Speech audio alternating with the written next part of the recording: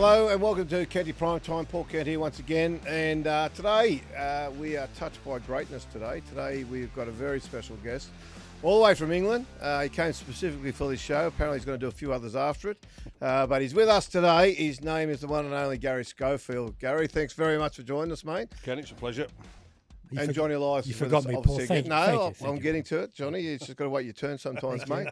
We go in order here. Yes. So, mate, you're here. You're on a big trip to Australia. You had your 60th birthday on Tuesday. You went to the State of Origin in Perth. You're going to State of Origin next week. It's a bit of a bucket list trip for you, this one. Yeah, it is. As you mentioned there, Paul, I celebrated my 60th on the Tuesday, the 1st of July. Happy birthday, mate. Thanks, Johnny. And so we arrived in Perth. We watched the second Origin there for a week. We went to Melbourne for a week, and in Sydney for the last one. But also as well, it's like a treble at what we're doing because it's 40 years since I made my Balmain debut this year in May, when I made my debut against Parramatta. So it's 40 years from there. And then my great mate Craig Coleman's organised a birthday party on the 5th of July. We're at a meeting up Port with all the Balmain boys and all the lads I played against, and also to the Australian players who played with at Leeds. So I'm very much looking forward to that gathering, the birthday party, and just reminiscing as we all do. Johnny and I got invited to that birthday. We had a look at the guest list, and we're not sure whether we'll still be going, to be honest. We're not sure we're going to associate with them. So what's that saying? So, look, and just for those who don't know, Garry is in the English Rugby League Hall of Fame. He's one of the all-time great players. He made his first grade debut in the English Rugby League when he was 17. He was playing for Great Britain by the time he was 18. He came to Australia in 1984, was it? 85. 85. I should have known that. Balmain, 40 years ago. 1985 came to Balmain. 3 seasons at Balmain. Competitions leading try scorer one year too, weren't you? Yeah, me and Phil Blake in 86, You and Phil Blake. Well, that's pretty rare there. And obviously played a year at Western Suburbs as well. So we're going to go through that today, mate. We're going to talk about some things. First off, though, your impressions of Origin. You were saying to us before we started that you had always had it on your list to go and watch an Origin game live. The Perth game was your first experience. Watching it live, what do you think? Well, it was everything what I expected and more. And it wasn't, Paul, it wasn't just the game itself that I was interested in watching because, I've watched many Origin games, and but it was just the build-up and everything and the atmosphere. And, it was in Perth, which, people say it's not a rugby league city from there, but boy, oh boy, there's 58,000 people there. Yeah. The atmosphere and what Origin creates. And I say my first Origin, what I watched back in '85, and I say we watch it like over then under the stand. Did they have the Wimpy's Well when you? Yes, still there. Yeah, so we all watched it in the Wimpy's Well from there. And after 10 or 15 minutes, Frank Stanton said to me, and he just said, "Would you be interested in playing in this sort of game?" I went, no, Frank. Oh, no.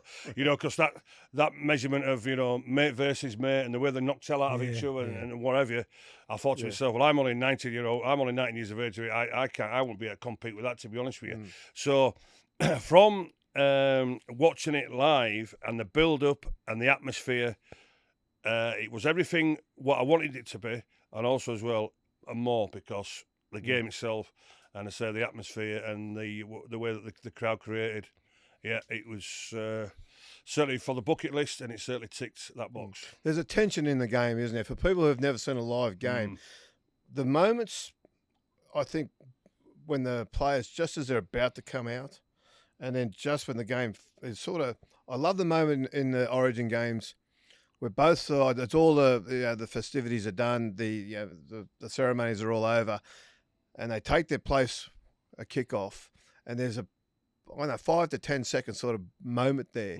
where we're waiting for the referee's call.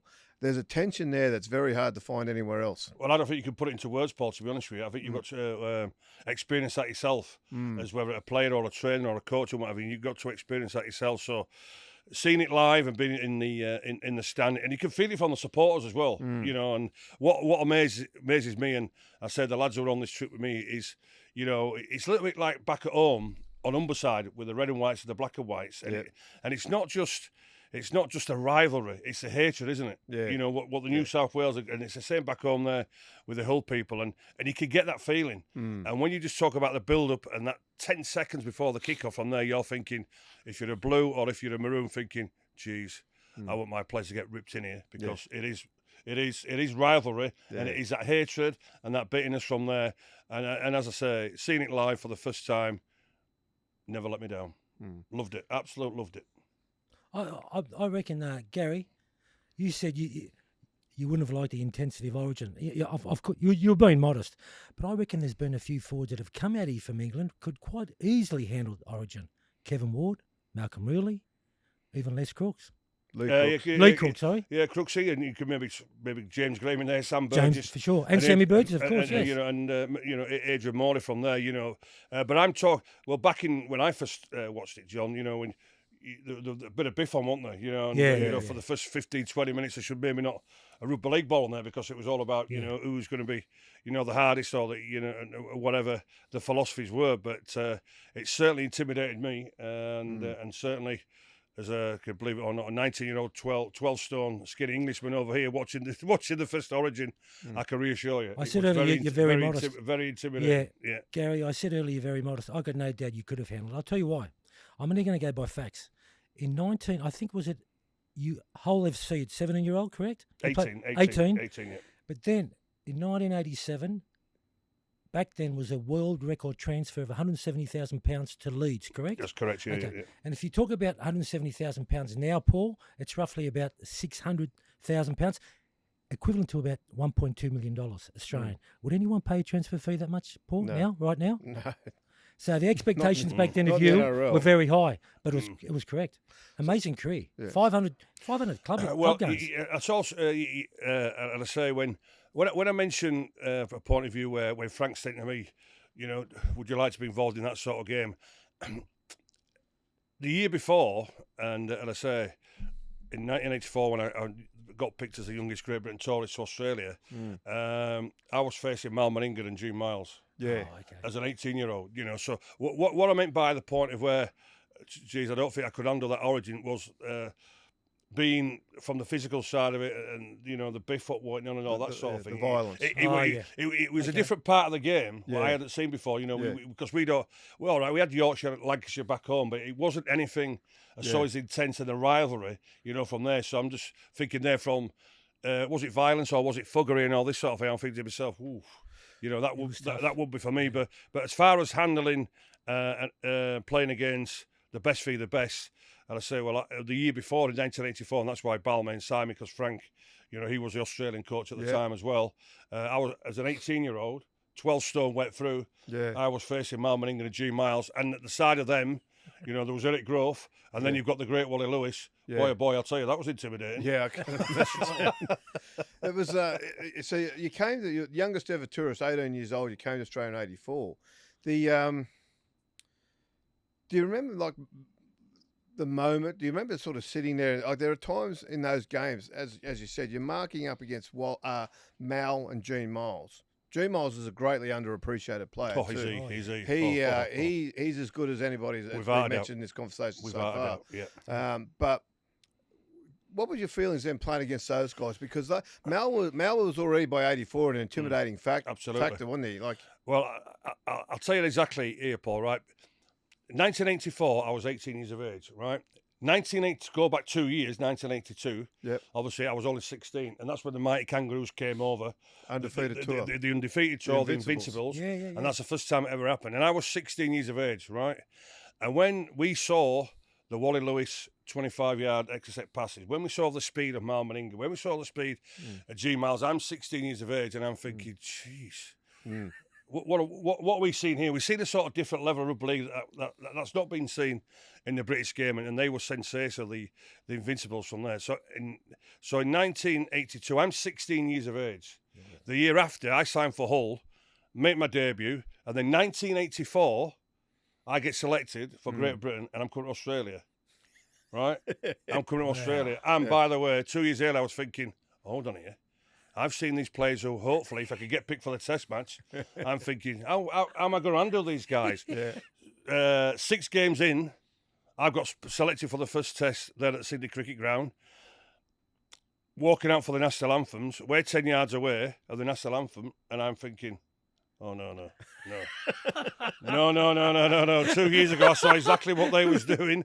There's an 18-year-old 12-stone Englishman here just looking at Marmaringa, Gene Miles, Eric Grove, and Wally Lewis, and the rest of the fellas. I'm thinking, geez, how am I going to handle this? But I think I handled it pretty well. I scored my first test try against Australia at the SCG from there. But you talk about an intimidation, and I can reassure you, when the national anthem came on, God Save the Queen, I wasn't singing God Save the Queen, I was singing God Save Myself, because it was that. And 2 years earlier, I was admiring them, destroying Great Britain, and then 2 years later, I'm 10 yards away, I'm on the same rugby league pitch thinking, geez, this is going to be some experience. And the thing is, you looked at Mal.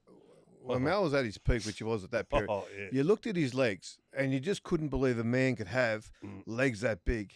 And then you sort of just kept going up, and then suddenly you got to his arms and his forearms and that.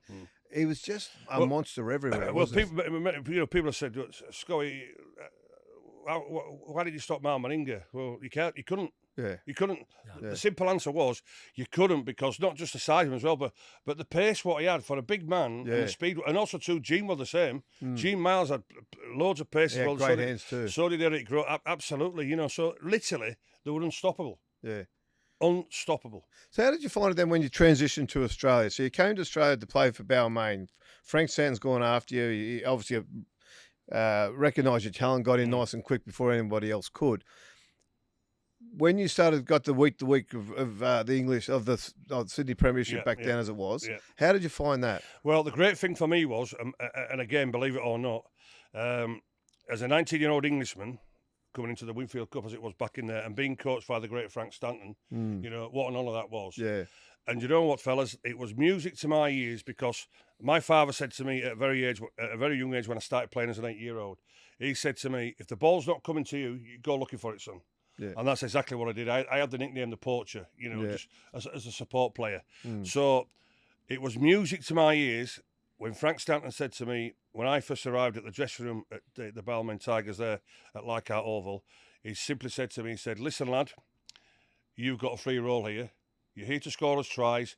You've got a free role. That was music to my ears. Wasn't telling me what I should be doing, what I shouldn't be doing. No. You always stay on the right-hand side. You don't do this, you don't do that. Frank Stanton telling an Englishman, a 19-year-old kid, that you've got a free role in one of the best teams that was around at the time. Yeah. I'll tell you what, it was music to my ears, and it brought the best out of me. Did it take you a while to transition, to changing games? No. Because what I learned very, very quickly was, all right, coaches, they have their own philosophies and their own ways that they put things over. But my learning curve was quite quick. I watched in the dressing room what these players could do. I watched very, very quickly on the training park what their fortes were. And then when you've got the likes of Benny Elias, who Benny's, in my opinion, is the best hooker that's ever played the game, who loved to pass the ball. Steve Roach loved to pass the ball. So I quickly found out anybody who made half a break, exactly like I did with Lee Crooks, if anybody was making half a break, and as my dad said to me at a young age, if the ball's not coming to you, go looking for it. I would put myself in positions where if they were looking for somebody for a pass, I was making sure I was going to be on the end of them. And back then the game was played, obviously the opposite hemispheres in the world.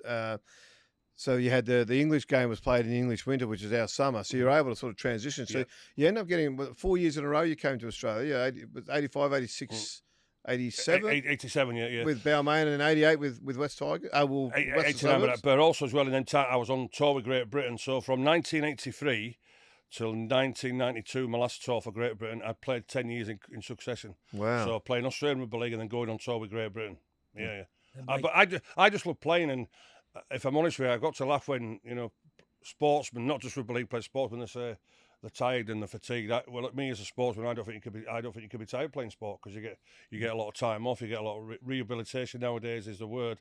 So I don't think you can be tired. So when I finished in Sydney, I was straight back to Hull in September, straight off the plane, straight into training, straight into the league fixture the weekend after. And when I finished the league season at Hull in May, straight on the plane in Australia, and straight into so I just enjoyed playing. I preferred playing rather than training, to be honest with you. Yeah, that's where you got the 500 games, Paul. Yeah, 500 games. Wow. What were the difference between the two competitions and the way the footy was played? The quality of players. Yeah, the quality of players, the intensity of on the week-to-week basis. Yeah, because what I found out very, very quickly was if you're not performing to the level of what the coach expects you to perform, you got dropped. You know that yourself, Johnny, won't you? If you're not hitting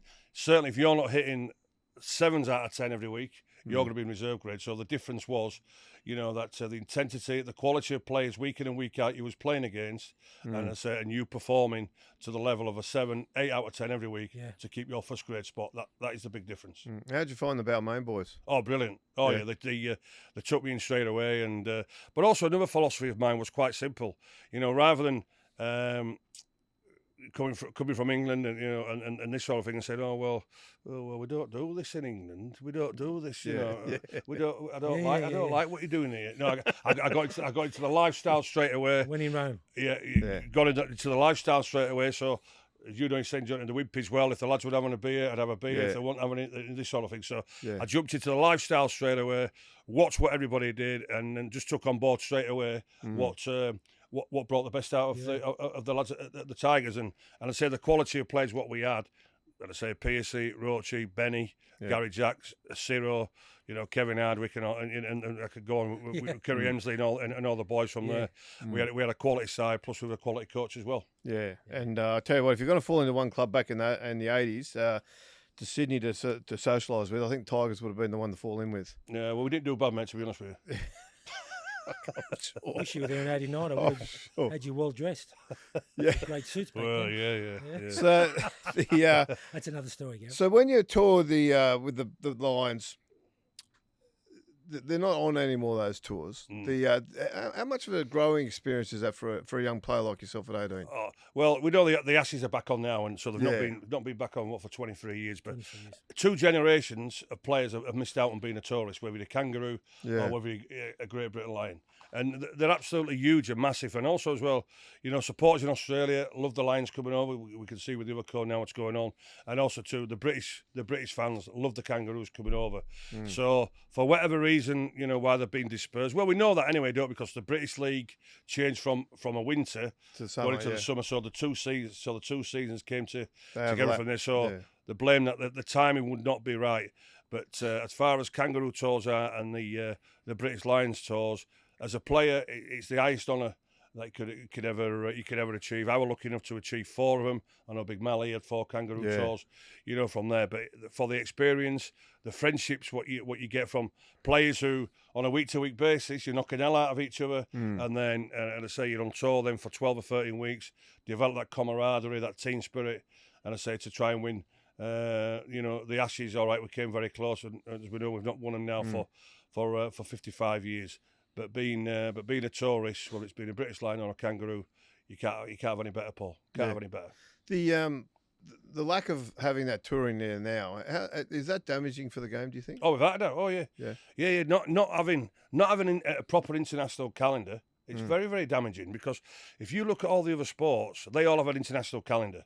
Whether it's football, rugby union, or whichever sport you follow as a team sport, they all have an international calendar, and I think it's been very, very damaging to our game by not having that, because people just thrive on seeing the best, and the best feed the best played against each other, and the game has suffered. Yeah.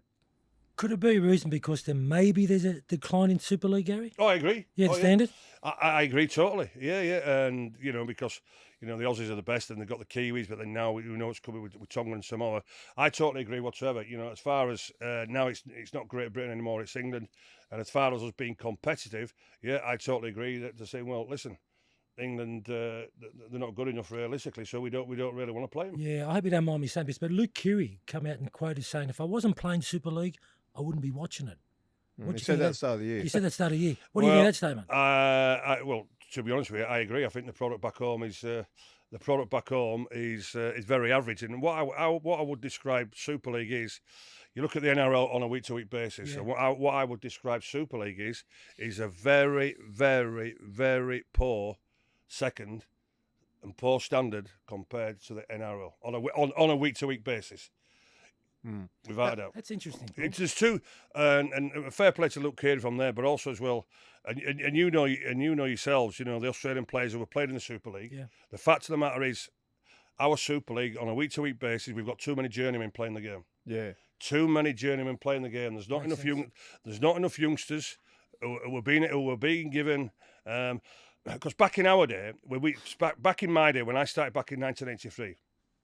The young kids who were playing first-team football, there's myself, there's Andy Gregory, there's Joe Lydon, there's Lee Crooks, there's Sean Edwards. I could go. Mike came through, and then a young Ellery Hanley, and then Derek Fox and all this sort of thing. We were given opportunities. We were given opportunities back then. But now, if you're 18 and 19 and you make your debut, and then you may play 2 or 3 games on the trot, they give you a rest because I think. Oh no, the game itself is too physical. They can't handle it. It's a load of rubbish. Yeah, it is. It's an absolute load of rubbish. And if you're good enough, the old saying is that you're old enough. But the quality on a week-to-week basis in Super League is simply not there. When you talk about too many journeymen in the English game, and when you talk about the fact that those young kids aren't getting enough opportunities, is it a reasonable question to ask that there are too many failed Australian players going to the English Super League and taking up all the spots there? Correct, taking up spots, yeah. And again, that is a big problem for the British game where the recruitment's poor. So these people who were in charge of recruitment at the clubs, they since 1982, it's always been what the Aussies did back then, and they changed the game. They've changed the game forever. Everything what the Australians say back home, they believe. Yep. If that makes sense. Yeah, there was a big gap between the two codes for whatever reason. Oh yeah, without a doubt. It fell, and then suddenly England just copied everything Australia did. That's all we're doing, and Paul, and we're still doing it, and we're still copying now. And I've said it a few times. It's like when you were back at school, right? If you copied the person next to you, you ain't going to get any better, are you? No. Because the fact of the matter is, whatever they write down or whatever they say, you believe. But they could be writing something down which is total load of rubbish. But you believe it, if that makes sense. And that's exactly what we have done. We have copied the Australian philosophy since 1982. I'm not saying it's been a wrong one, but the British way has always been playing a little bit of off the cuff, doing something a little different, like the way I played a little bit, certainly against the Australians, i.e. chipping over the top in the early tackle count, which we'll talk about regarding our preparation when we played the Aussies. So if you try and play the Australians the way the Australians play, you've no chance because they do it week in and week out with better players, better quality, better intensity, and we've tried copying that since 1982. Yeah, and you see, like the players that have, some real journeymen have gone over there, and I remember you talk about different football. I remember Chris Anderson went over and captain coached Halifax. Yep. And then he came back. It was at the end of his playing career, so he went over there, captain coached, and he came back to coach. Then once he retired from playing, and got a job at Canterbury as a coach there. And when he was at Canterbury, and then later at Melbourne, he further emphasised this. I think he brought back from England that flat style attack and played right on top of the advantage line. Very flat attack, which was the England way to play because they had to play back then because you played on so many bog parks and it was always so wet. Yep. And back then they were playing in the English winter. So you couldn't get across the ground as well as you could in Australia where you had the dry tracks. So they played, they adapted and came up with a style, flat footy, right up on the advantage line. So don't waste any metres by getting it nice and deep. Back in Australia, the game was still very much you got to get deep. Yeah. And he came back with that style and turned it into a winning style. Everybody, back here in Australia in rugby league, one cough, they've all got a cold. So suddenly everyone was playing flat football, and he did that really successfully at Melbourne as well. And that's now become part of the Australian game. They play so flat now, you nearly always see them forward passes. But the English game, I don't know whether by the fact that they're now playing the summer, so it's generally a bit warmer there. I don't know whether the fact that the drainage on grounds has got so much better, so they don't have the bog parks like they used to, so they have to play that. So they have basically the same sort of setup as what Australia does, but just not quite as good. And because it's just not quite as good, they're never going to be quite as good. No, not at all. And they say, at the end of the day, it all boils down to the quality of players Yeah. who are playing. And your quality is far, far better than what our quality is. Yeah, Simple as that. because It is. Gazza, the imports that England are getting are the players that are, let's be honest, a little bit over the hill. Yeah, that's right. Or they're, just they're don't not quite going get over there there. to improve the game. Well, Bevan French. Are they? They're not improving. They're not improving the standard. Because I was just going to say. There is a Paul- couple. I was There's just- exceptions, yeah. Oh no, I was just going to say, what Paul just said, like the two best players in Super League is Jai Field and Bevan French. Yeah. They wouldn't get a start over here, would they? That's right. No, that's They exactly wouldn't right. get- but they are head and shoulders above the two best players in Super League. But they Yeah. wouldn't get a start over here. No. You know, like Aidan Caesar's back over there now, and Dufty and all this sort of thing. They're being the standout players in Super League, but they wouldn't get us. They wouldn't it get a hasn't start worked. over here. Hasn't So that's just telling you, I like what Luke Keary said. He made a comment a few weeks ago, didn't he? How poor it was and the coverage and the promotion, all this sort of thing. Being honest. Well, to be honest with you, exactly, he's 100% right. Gary, Peter Valandis wants Super League's up for sale. Is that correct? Well, Do you think it's a good idea? no, I don't. No. I don't, to be honest with you, because what I don't understand is why the NRL want to invest in Super League. That's I don't get it. Honestly, I just They'll just don't get it. What I'd like to. they'll just turn it into a pathway for the NRL. yeah. Yeah, well, That's what they'll do. So players who aren't getting starts here, sling Eng- them over there for first team experience. Yeah, and English Rugby League will surrender its own of independence. course it will. It'll Well, be the end of English Rugby League. Yeah, without a doubt, we will lose our total identity. exactly. Yeah, Yeah. 100%. We will lose our total identity, and they say it'll be flooded with Australian players. But listen, but I can reassure you, the game back home is skint. Yeah, The game is literally skint. It's literally bankrupt. that's why they're listening to the offer. Yeah, That's why it may happen. But what will happen is, I can reassure you, whatever money the NRL give to the British League, whether it's 10, 20, whatever million Yeah. they'll get there, all that will do, right, it will not be to produce the right pathway, to produce the juniors to come through and make us a better league on a week-to-week basis, make us better international level. All it will do will wipe out the debts of the clubs. That's all it will do. Yeah, and then they go back to the same bad habits they've already to got. square Bad one, habits again and get the debts again. and then, as I say, the NRL are in charge then, and then whichever players they want to send over here for an experience of 2 or 3 years, make them better players, ready for first team football over here. Will the supporters like that? No, well, what the supporters back home is, because our game has always been self-interest with clubs. Yes. So, from a point of view, if you ask the Wigan supporter or St Helens or Leeds fan and whatever, what's more important? Is it more important England being successful at international level, or is it more important your club, Leeds Rhinos, St Helens, Wigan, winning on a week-to-week basis, winning cup competitions, and if it's full of Australians, are you happy? Of course we are, because we're lifted silverware. Yeah. Very interesting. Very interesting. Let's talk about, mate, when back in the time when you did have some quality players. I want to sort of dig down on this a little bit, because it's the 1990 Kangaroo Tour. Australia go to England. They'd undefeated in 82, undefeated again in 86. They went in 1990 looking to do it 3 straight tours in a row. Started off well enough in the club games, and then the first game, which you played, the first test at Wembley, you played in, and you blokes beat the Kangaroos. How did you do that? Well, we beat you 1912, but also as well, he started turning around, Paul, in '88. Malcolm Real had come in. As a head coach. So When you toured here? Yeah, we won the last test at the City Cricket Ground. So the circle was turning a little bit quicker than what maybe I guess we anticipated. Yeah. But in 1990. When you looked at that team, the majority of us have been playing in the Australian League Winfield Cup, so we become better players ourselves. Yep. But then, from a mental point of view, we knew that we had to play for the full 80 minutes. Yep. We knew exactly what the strengths of the Australian players were and how good they were. Yep. But also as well, on a simple basis, was if we played to the best of our ability, we could not just match these fellas, but we think we could beat them. But What made you believe that? right. Well, because we played in the Winfield Cup on a week-to-week basis, become better players from there, and we believe that we got to the same level as what them players did. Because And Mallard already coached at Newcastle by then, so Mallard had experience coaching in Australia. So he also brought that Premiership. sort of that NRL self-belief, and intensity and belief. Yeah. And confidence. Confidence is a massive in is a any- massive word in sport.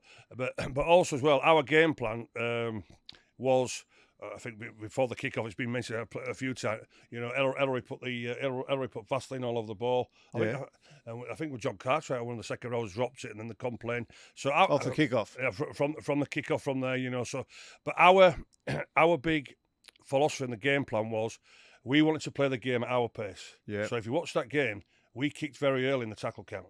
Okay. And I was one of the main tactical kickers, but also too, we just didn't just kick early in the tackle count. We kicked it out. We kicked it out of the field. Scrum. So we got the scrum. And for the young people, that's back in the days when scrums were contested. Yeah, exactly. And you could try and win the scrum rather than just hand over possession. Try and win the scrum. So our philosophy, main philosophy was, we'll play the game at our pace. Yep. You know, so then that'll frustrate the Australians, you know, because they wanted the fast game. They always wanted the fast game and keep it going from there. So we did that brilliantly, you know. I was kicking the ball out in third of, and I say we won the Test match. You scored one of those great tries in that game. 19, you know, we won 19-12 and whatever from there. But the philosophy was, let's frustrate the Australians. Don't play them at what they're good at, i.e., you know, playing set for set and matching them from there. So we frustrated them, and I think we fully deserved that first test when we beat them 19-12. You played 5/8 in that game, didn't you? Yeah. Who were you up against? I think it was Laurie I was up against, because I think Laurie's at 5/8. Yeah, for the second test, Laurie went to centre. It was and Cliffy came in the 5/8 second test. Yeah, Cliffy and Ricky Stewart for the second, because I think it was Alfie and Laurie who were halfbacks in the first test from there. Yeah, because the week previous, I played against Laurie. We played against Leeds before the Test match in London from there. Yeah, you played in that game as well. Yeah. So you played the club game for Leeds against the Kangaroos. The club game before the week after we played the Kangaroos. Yeah. How much of an insight did you get into the Kangaroos and what you're up against playing that club game? I'm sure you just played that game. I'm going to take notes out of this game. We've had it out. Yeah. Well, to be honest with you, the week before Leeds, we took a 10-0 lead. Oh, really? We were leading 10-0, and but before half time, they scored 2 quick tries, 10 apiece. Yeah. But then they brought on the Test guys, then the Blues away in the second half. Because they were thinking, we're in a bit of trouble here. Yeah, that's Bozo. They brought on the big guys, and then they just blew us away. Yeah. In the second half. But yeah, from a Great Britain point of view, with the game plan, it was quite simple. Let's slow the game down. Let's frustrate the Australians, and then when we got the opportunities, let's make sure we take them. And we did that in the first test. Okay. And the second test, you nearly did it again. And again, that I don't know. I'm just interested to hear how you view this. But that second test, 1990, is widely regarded in Australia as the greatest test match ever. And that's for people wondering which game it is. It's the game where Ricky Stewart throws the intercept. Australia fall behind. There's about 10 minutes to go in the game. And having Great Britain already won the first test, they're about to reclaim the Ashes for the first time since the 60s. And there's basically comes down to the last set in the game. And Ricky Stewart takes the ball to the line. Don't keep reminding me, Paul.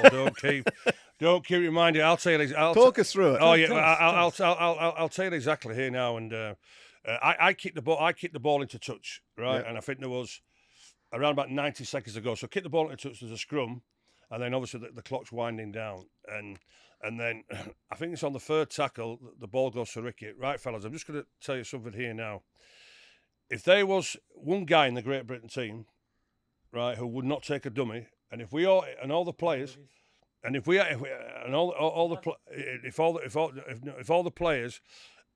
£1 million, we would have put it on the player who took the dummy from Ricky Stewart, and it was Lee Jackson. Yep. Lee Jackson. So if somebody said to us, right, and who's not going to take a dummy in this Great Britain time, we'd all have gone, Lee Jackson will never, ever take a dummy. Who takes a dummy off Ricky Stewart? Wow. I can reassure you, fellas, we every time we see him, we remind him, I'll tell you. He takes a dummy off Ricky, then Ricky's running around all over the place, looking for things. Yeah. But also as well, you look at the video ref nowadays, the way that Mal's bumping everybody off, and all this sort of thing, Carl Gibson, all the players. But anyway, there was no bunker or video referees back in the 1990s. Ricky finds him, and Mal goes over and scores. And do you know how long there was to go before Ricky just started that run of the game? No. Around about 14 seconds. 14 seconds. Around about 14 seconds when Ricky got that ball and did what he did. But if there's one player who you would never ever thought who would take a dummy, the hooker. It was Lee Jackson, and to this day, it's still it's still because we were that close of winning the Ashes for the first time since 1970, Paul. You know, so and well, I'm hoping to maybe meet Ricky next week, and when I do, I'm going to strangle the little son so I can really show you. Well, yeah, Gazza, in 1990, it was your greatest year, I think. Oh, because you were voted the best player in the world. Yeah, I got the golden boot. The golden boot. Golden boot. So, Yeah. Special year. Where were you on the field when that happened? I was just on the right hand side. When you see Mal go over, as me and Paul East would chase there, and just literally as Mal's put the, we're diving at Mal. Right. Yeah, so we In hope. just in hope Just from too there. late, Yeah, because even when I was from a defensive point of view, I knew Lee Jackson was there, so we're all just thinking there, well, all Lee Jackson, he didn't even have to tackle, he just had to stand there, because Ricky would have bumped into him, and that would have been it, the game would have been over, the Ashes would have been ours. So that's how close we came now, and then obviously the next test, this is what I'm talking about here, from the intensity of the Australian competition. The next test match was 2 weeks later, then the Aussies knew, hey, listen, we've got to make sure we do play to our best. Yeah. We make sure we have to play our best. And we fell down, because, again, it's that intensity. Our competition didn't have it on a week-to-week basis. And then in the end, we got found out because, we couldn't handle that sort of pressure when the pressure was put on us. And I also reckon, and correct me if I'm wrong, I also reckon there might have been such an emotional letdown from losing that game. Absolutely. Having come to 14 seconds from winning the Ashes back for the first time in 20 years. Which you still haven't won back to be fair. I don't want to keep rubbing that in, but 55 years. 55 years now. 55 years. But there would have been such an emotional letdown from that game. I imagine it would have been very hard to get up for even though it was a deciding test, it's still emotionally in the back of your mind, there would have been this thought of, we've let our opportunity go. Absolutely, and it was a question we still say to ourselves now when we meet up. What if Lee wouldn't have took that dummy? Honestly, we blame him. I'll tell you. What does he say? Oh yeah. What does he say when you're into it? Well, I didn't mean to. Well, what do you mean you didn't mean to? You normally tackle everybody. Anything that moved on the rugby league pitch, I can reassure you, Lee Jackson tackled. And for some reason, he took this dummy, as you can see. It's but as you mentioned, emotionally, it was very, very hard to take. And as I say, we got beat at Ellen Road. I think we got beat about 14-6 or something like that, 18-6 or something. But you weren't in the game really. No. They just dominated the game. They just played the Australian way to making sure they completed the sets. Good field position, frustrated us. We got frustrated, and realistically, we couldn't handle the pressure for the full 80 minutes. Yeah. How come you never came back to Australia after that? I never got asked, to be honest. Really? Yeah, never got asked. Yeah. And you wouldn't have had a manager then. I mean, your manager, I'm sure. I know. Well, I never had a manager, to be honest with you. Just from there, but I never got asked, to be honest with you. Yeah, simple answer. It's a mystery, isn't it? Yeah. I tell you what, it's an opportunity missed for a few teams. Letting you go. How'd you find Western Suburbs when you were there? Because 89 you played West. 89 I played 9 games for West and scored 5 tries.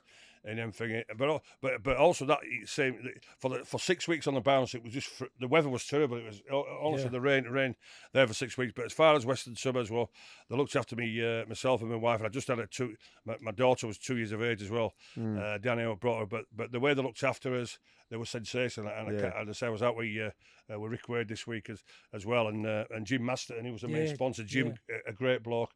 Yeah, they were fantastic, absolutely fantastic. Great. Yeah, looked after us very well.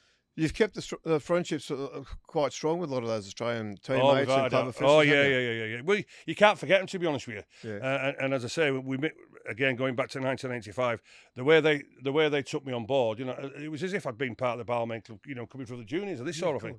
And also, my great mate Craig Coleman will tell you, when any Australian certainly came to the club where I played, I made sure that they got the welcome they deserved. And Tugger will tell you when Tugger walked through through the dressing room, it wasn't just a handshake, it was a cuddle and all this sort of thing. Say, listen, thanks for coming to our club. You'll make us a better team, and we'll make sure we look after you. So and that's how it should be. Yeah. That's how it should be.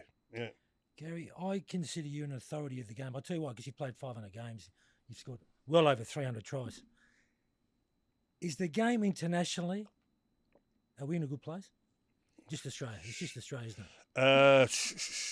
Are we in a good place? No, we're not, because we're not playing enough international rugby league.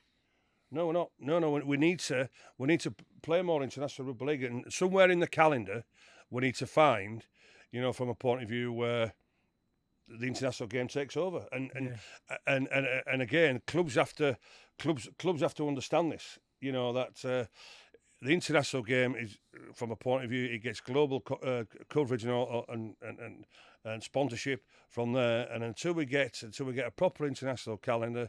And as I say, the game's going to suffer. What do you think, Paul? Suffering? Oh, look, I think, it's certainly Australian games just kicking goals everywhere. Yeah. The international game's been forgotten a long time. I think a big part of the problem with the, certainly from an Australian perspective, with the English team is, I think a little bit of the lustre was lost when it went from being Great Britain to England. Correct. Absolutely. Yes, great point. Absolutely. Lost. Great Britain means the brand means so much more. The brand, exactly. The brand means so much more than what England does. Than England. Yeah. But also that was taken away because a guy called Richard Lewis, and he was a tennis man. I think he's still back in tennis now. He left. I think he's in rugby league for 8 or 10 years, and he's gone back to tennis. But he disbanded the Great Britain band because Sport England. If he went back to England. They get some more. They get more funding. So it was all done for money. Yeah, all done for money. Ruin the brand. It's ended up costing them a lot more money Absolutely. because you can't really sell the English rugby league brand. No. The English Roses as opposed to the Great British Lions. Correct. Great Britain Lions. It's like this year, Paul. The Ashes are on, but it's not Great Britain playing. It's England. Yeah. The Ashes has always been Great Britain and Australia, not England. Is there any chance they could go back and they'd have to reject the funding from? I think it's. Sport England or something. Sport England, yeah. Sport England, yeah. Sport England, yeah. So they would lose money if they went back to the brand of Great Britain. But you could I imagine you could argue that long term you probably end up making more money because that is such an iconic brand, the Great British Lions. Totally agree. And you've got that in the rugby union as well. Obviously, the Great British Lions, Great Britain Lions, are here in Australia now in rugby union coming and huge and massive. Huge, massive, and just sell out wherever they play. When you look at that, Paul, right? There's between 40,000 fans travel to come to Australia. Yes. So all the expats who are here, whether in Queensland, Perth, whatever, who are here already. But there's between 40 and 50,000 fans who have travelled. When we came over here in 1992 to play the Aussie series, there were 10,000 British fans who travelled over. So this is what the brand is, totally different. Yeah. 10,000 fans. That's what it means to people. Yeah. But for me, I don't think it should be England. It should be Great Britain, and that sells itself. Great Britain v Australia in the Ashes series sells itself. Well, the red and blue is the red, white, and blue. The red and blue V with the white jersey, red and blue V. Absolutely, it's a different looking jersey than just the red, isn't it? It is indeed, and it says something. Says a whole lot more. It's a brand. Yeah, that's what it is. It's Great Britain. Yeah.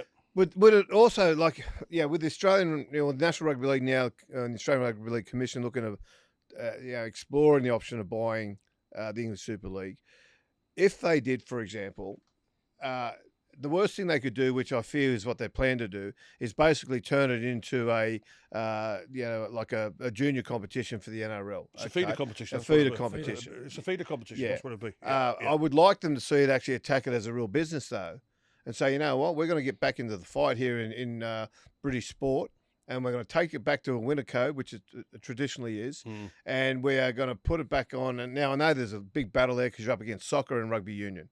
I get the battle there, but even still, I don't think this move to the summer competition has been all that successful. Do you agree or not? I do agree. you think it's yeah? I totally agree. So I think that by going back to some traditions, by trying to you could almost partner up with the Australian competition as rivals, as opposed to just trying to turn that into a feeder competition. Absolutely. And if you build that rivalry, much like they do with Queensland and New South Wales, that rivalry could begin to sell itself. And also as well, when you look back at the day when we was playing Winter Rugby League and the Aussies were playing like we do now, we got the quality Australians coming to play in our game and making our competition far better product than what it is now. I.e., we had the Wally Lewises, we had the Sterlings, we had the Kennys, we had the Ellas, we had the Malmaningas, we had the G Mileses, we had all the big boys. Even though it was only short term, from September till January, the fans got to see the best and they made our products far better than what it is now. Yeah. It's There the we old go. line, the There we tide goes up and all the boats rise. But unfortunately, the English Rugby League at the moment,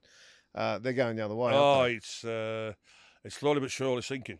The product itself is slowly, but I know the people back home won't like me here saying that, but unfortunately, I can only be truthful, and it doesn't give me any joy in saying it, but the product back home is very, very ordinary. I'm glad you brought that up because you were quoted. I'm going to repeat what you quoted, Garry. One reason I'm not too sad to be finishing this column because you were on commentary of sport. The sport just doesn't excite me anymore. The on-field product isn't anywhere as entertaining as it should be. Correct, absolutely. You wrote that. And you Oh yeah, that. absolutely, and I stick by it. And also too, I can reassure you, many people agree as well. On a week-to-week basis, the product is very, very poor. Doesn't excite me. Doesn't give me any joy in saying it, but I've got to be open and honest about it. And but they said until the people realise and get the head out of the sand and realise, hey, listen here, we need to start doing something different here because the game is skint. How do they fix it, Garry? By getting rid of journeymen Australians, and starting from the bottom up again, the right pathway through, and giving the opportunity to the quality of because I can tell you there's plenty of quality of British players who literally 17, 18, 19 years of age are being thrown on the scrapyard because they're being told they're not good enough. Well, they're not being given an opportunity first of all, but I can reassure you, and in the championship as well, the league below the Super League, there's a bit of quality out there, but they're just quite simply not being given opportunities, and it's been like that for many years. Let me put a problem to you because I love what you're saying. Yeah, I love it too. Okay, and I've thought about I think about it, not a lot, but I do think about these sorts of things. And one of the problems I think with the English Rugby League, and it's been a problem since when you were playing, to be fair, is the Australian game became so professional, and it really rapidly got professional in the 80s. Yep. Okay, with the modern training, the emphasis on training, and all the rest of it, and then with the professionalism became the money, and with the money became more professionalism, and so on, to the point where now the game is at a stage where there are styles of footy that win you competitions, and there are styles of footy that don't, and we've seen that for 20 years in the NRL. It's basically been the same 3 or 4 teams floating around the top looking at giving themselves a chance to win the premiership.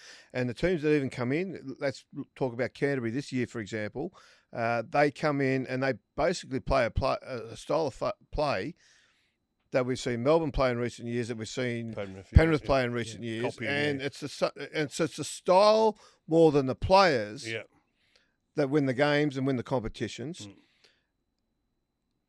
And the players are indoctrinated into that system. Now, England historically was always a very different style of footy. And you played your way, and back in the 50s, and were those great Murphys and whatever, and Corellius and all those guys, those great teams. Ball on and loose forwards and whatever. Very different style of play than what the Australians played back then. And it was a real mix of different styles and who could come out on top. Obviously now, with all the Australian influence in the English competition, it's basically a watered-down Australian version of footy. Is there another style that you think that the English rugby league game, the English game itself, I suppose, could find to make it competitive against Australia? I know you wouldn't get there immediately. Just to make it their own. The big problem is that everybody believes the Australia way is the right way, and it's the only way. And so I'll give you a prime example now.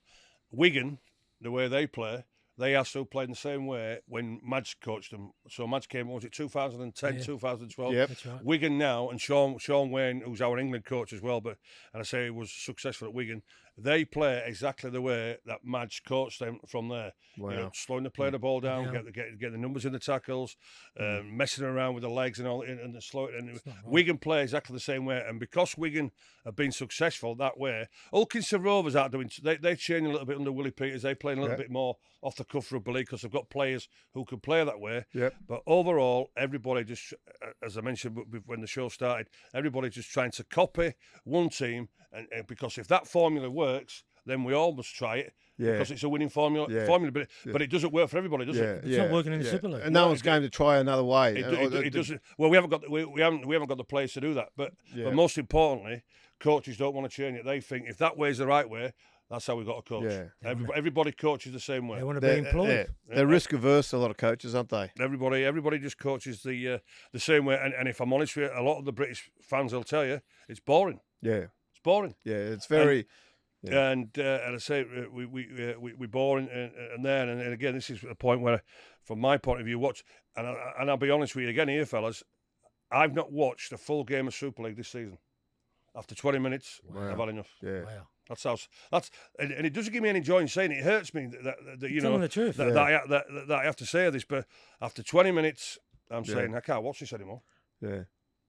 I actually don't mind watching it because we get the games live here. Yeah, see that. Yeah, I actually don't mind watching it because I like the lack of emphasis on defence, which is not great. It's not high quality, but they do just sort of tend to sort of play a bit more when the games get a bit loose. Oh yeah, well, it gets a bit loose from there. Yeah. But that's only panic. That's not planned, Paul. I can reassure you. But also as well, another big problem for our game is exposure. Like Sky are our main broadcasters, right? Yeah. Nobody else is interested. All right, the BBC show the Challenge Cup, right? So, but the BBC not interested. ITV's not interested. Channel 4's not interested. Channel 5's not interested. Yeah. All the other TVs out there. So the last Sky TV deal, which was in 2025, was £5 million less than what it was previously. So from from 30 million, that tells you 30 million. So from 30 million, we're down to 25. I think the next TV deal is 2027. I can tell you, because Sky know exactly the product is going nowhere. Yeah. The product is good at Sky. It'll be another 5 million less because nobody else is interested. There's no competition. There's no competition for our products of rugby league. I know they call it Super League now, but on a week-to-week basis, I tell you what, it's not Super League. Yeah. It's very, very poor league. And Sky haven't got any competitors where anybody can say, "Hey, I tell you what, this is a good product. This we're going to outbid you." The competition's not there. Yeah. So you worked. So after you retired, you did a little bit of coaching, and then you've been in the media for a while, but you've given that away in recent years. So partly because of your disappointment with how the game is and where it's going, and a lot of the delicate flowers in the game as well, who don't like to be told that the product's not what they. I can see the grin on your face. Yeah, well, it is. Yeah, people do get sensitive about criticism, don't they? But you also had a few health problems yourself. Is that? I had my eye removed 3 years ago. A situation with a detached retina. Anyway, just didn't work anything. So I had to have my eye removed, and eye pressure situation where your eye pressures are between about 5 and 23. Anyway, mine got up to 82, 79. Wow. It felt at times that my head was going to explode. Anyway, and then also 2 years ago, having brain scans and brain damage there as well. But it is what it is. It's day by day, medication what I'm on, and I just day by day, and just keep as enthusiastic as what I can be, fellas. Simple as that. But as I say, with the health reasons from there, but. And again, and I said it in my final column last in November. Watching the game of rugby league back home, and it hurts me, and it's very sad that I say this, but I have to be open and honest. And the sooner people start listening, they won't listen to me because they haven't done. Why don't they listen to you? Because again, it's just a matter of being honest and truthful. But all I've ever done, Paul and John, I don't want to hear it because rugby league's been great to me. It's taken me all around the world. This is why I'm in Australia, because it's given me friendships that I would never have had if it wasn't for the greatest game at rugby league. But. And as I mentioned earlier, I haven't watched a full game of Super League this season because it doesn't excite me anymore. But what it was becoming a burden on my life that I had to, because I was doing my column and a bit of media work. It was becoming a burden on my life that I had to watch the game. And how sad is that? That is sad. How sad is that? You know, I started playing rugby league as an 8-year-old, so I'm 60 now. So rugby league has been my life for 52 years. For 52 years, fellas, right? And now. Doesn't excite you? I don't. Again, I'm saying it. You know, I don't even want to watch the game back home. And how sad is that? Yeah. How sad is that?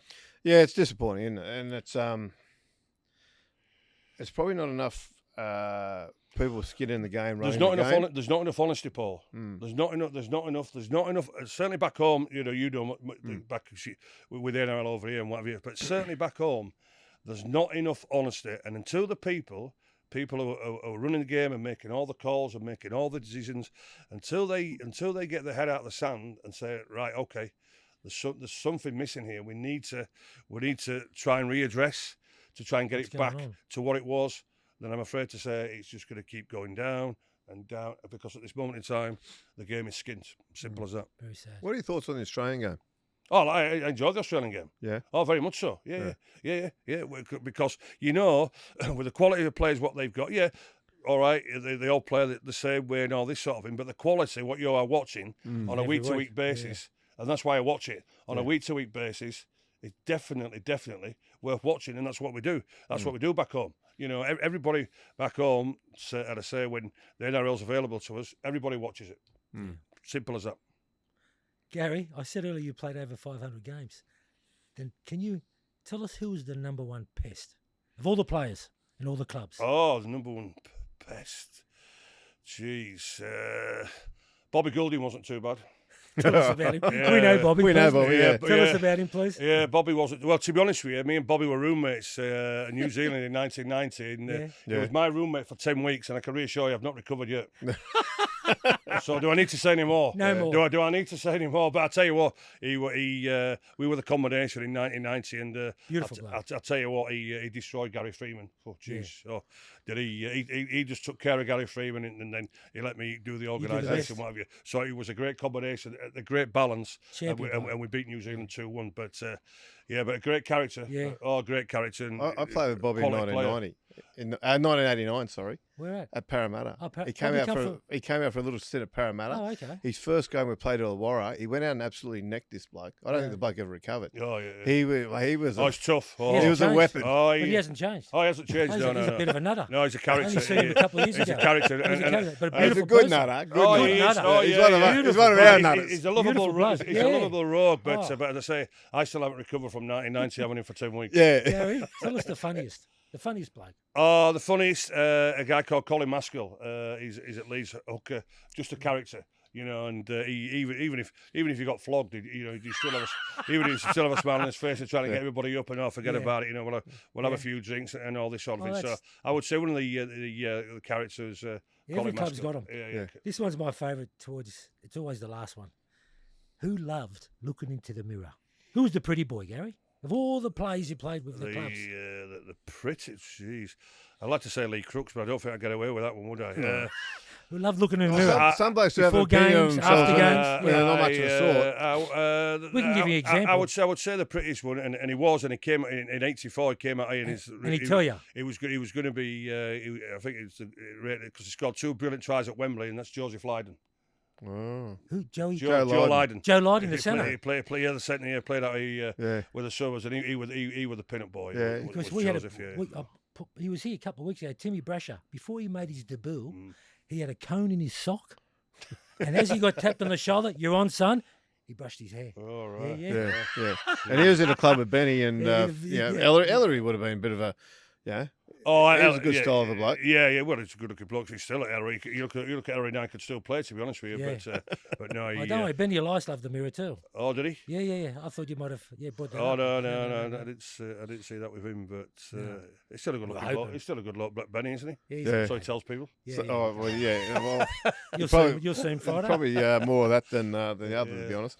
So mate, we'll just finish off. You've got a birthday party this weekend. You've got the Origin decider next week.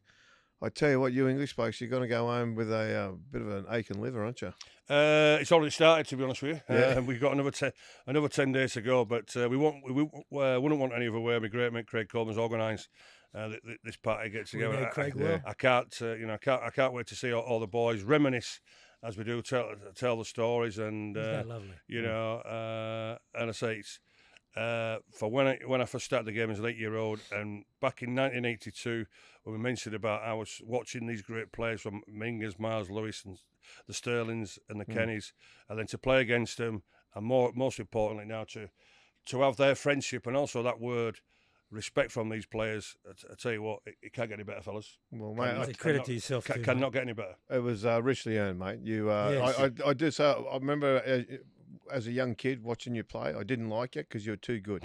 Yeah, and were you were very just you were the enemy, and you were just you had this ability to beat the Australians, which.